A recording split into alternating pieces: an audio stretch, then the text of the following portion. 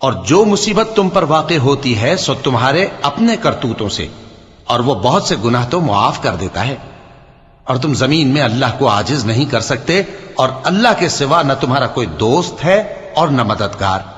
اور اسی کی نشانیوں میں سے سمندر میں چلنے والے جہاز ہیں پہاڑوں جیسے۔ اگر اللہ چاہے تو ہوا کو ٹھہرا دے کہ جہاز اس کی سطح پر کھڑے رہ جائیں۔ ہر صبر اور شکر کرنے والے کے لیے ان باتوں میں قدرت کے نمونے ہیں۔ یا ان کے اعمال کے سبب ان کو تباہ کر دے اور بہت سوں کو معاف بھی کر دے۔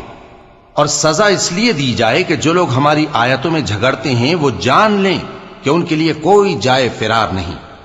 لوگوں، جو مال و متاع تم کو دیا گیا ہے وہ دنیا کی زندگی کا ناپائیدار فائدہ ہے، اور جو کچھ اللہ کے ہاں ہے وہ بہتر اور باقی رہنے والا ہے، یعنی ان لوگوں کے لیے جو ایمان لائے اور اپنے پروردگار پر بھروسہ رکھتے ہیں، اور جو بڑے بڑے گناہوں اور بے حیائی کے کاموں سے پرہیز کرتے ہیں، اور جب غصہ آتا ہے تو معاف کر دیتے ہیں، اور جو اپنے پروردگار کا فرمان قبول کرتے ہیں اور نماز پڑھتے ہیں اور اپنے کام آپس کے مشورے سے کرتے ہیں، اور جو مال ہم نے ان کو عطا فرمایا ہے اس میں سے خرچ کرتی ہیں۔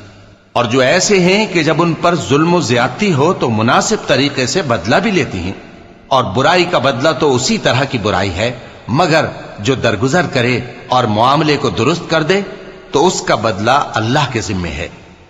اس میں شک نہیں کہ وہ ظلم کرنے والوں کو پسند نہیں فرماتا، اور جس پر ظلم ہوا ہو اگر وہ اس کے بعد انتقام لے لے تو ایسے لوگوں پر کچھ الزام نہیں۔ الزام تو ان لوگوں پر ہے جو لوگوں پر ظلم کرتے ہیں اور ملک میں ناحق فساد پھیلاتے ہیں، یہی لوگ ہیں جن کو تکلیف دینے والا عذاب ہوگا۔ اور جو صبر کرے اور قصور معاف کر دے تو یہ بڑی ہمت کے کام ہیں۔